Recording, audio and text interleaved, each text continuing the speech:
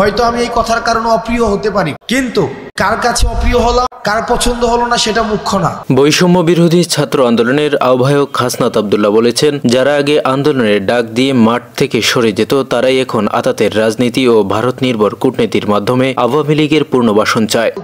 বৃহস্পতিবার নিজের verified Facebook অ্যাকাউন্টে এক পোস্টে এসব কথা লেখেন তিনি বলেন, দীর্ঘ 1.5 যুগেরও বেশি সময় ধরে কে কার সাথে ব্যবসা করেছে এবং গ্রেপ্তারের পর কে কার জন্য তদবির করেছে সেই খবরও আমাদের কাছে রয়েছে। অপর এক পোস্টে মির্জা ফখরুল ইসলাম আলমগীরের দিকে ইঙ্গিত করে তিনি লেখেন, বিএনপির একজন সিনিয়র নেতা আওয়ামী লীগের সাথে দলটির কোনো দ্বন্দ্ব না থাকার কথাও অকপটে বললেন, অথচ তিনি ভুলে গেলেন আওয়ামী লীগ বাংলাদেশের রাজনীতিতে ফ্যাসিজম কায়েম করেছে, গুম খুন ও গণহত্যা করে দেশকে অরাজকতার শীর্ষ চূড়ায় নিয়ে গিয়েছে। এসব অন্যায় অনাচার ও জুলুম নিপীড়নের দায় এড়িয়ে তিনি আওয়ামী লীগকে রাজনৈতিক ব্লাঙ্ক চেক দিতে বিন্দুমাত্র দ্বিধা করলেন না।